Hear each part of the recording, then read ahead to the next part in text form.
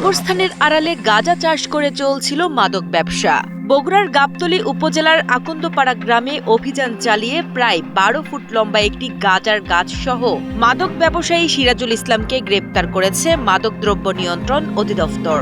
বগুড়া জেলার গাবতলী থানার নয়াপাড়া আকন্দপাড়া যে এলাকা, সেখানে জনাব মোহাম্মদ সিরাজুল ইসলাম, তার পিতা মোহাম্মদ ফরিদ হোসেন, আমাদের কাছে গোপন তথ্য ছিল যে সে মাঝে মধ্যে মাদক বিক্রি করে এবং নিজে সেবনও করে। অভিযুক্ত সিরাজুল ইসলাম কবরস্থানের গাঁজা গাছ থেকে উৎপাদিত গাঁজা বিক্রি করতেন বলে জানিয়েছে অধিদপ্তর। জিজ্ঞাসাবাদে গাছটি নিয়ে তিনি ভিন্ন ভিন্ন তথ্য দিয়েছেন। তার বিরুদ্ধে মাদক দ্রব্য নিয়ন্ত্রণ আইনে মামলা করা হয়েছে।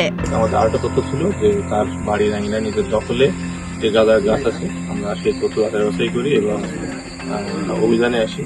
12 ফিট দৈর্ঘ্য গাঁজার গাছ, এটি ছোট একটি বাঁশ দিয়ে সংরক্ষণ করা হয়েছে। এ বিষয়ে মাদকদ্রব্য নিয়ন্ত্রণ অধিদপ্তরের উপপরিচালক জিল্লুর রহমান জানান, এই ঘটনায় আর কেউ জড়িত আছে কিনা তা তদন্ত করে দেখা হচ্ছে। সম্পৃক্ততার প্রমাণ মিললে সংশ্লিষ্টদের বিরুদ্ধেও আইন অনুযায়ী প্রয়োজনীয় ব্যবস্থা নেওয়া হবে। আমাদের অ্যাডভান্স টিম আসছে, সেটা নিশ্চিত করছে আমাদের সাথে আপনারা আছেন। তো এটা আইনত অপরাধ।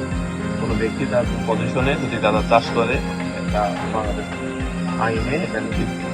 সুতরাং নিষিদ্ধ কার্যক্রম করার অপরাধে ওনাকে আমরা মাদক দ্রব্য নিয়ন্ত্রণ আইনে গাবতলী থানায় ওনার বিরুদ্ধে মামলা দেওয়া।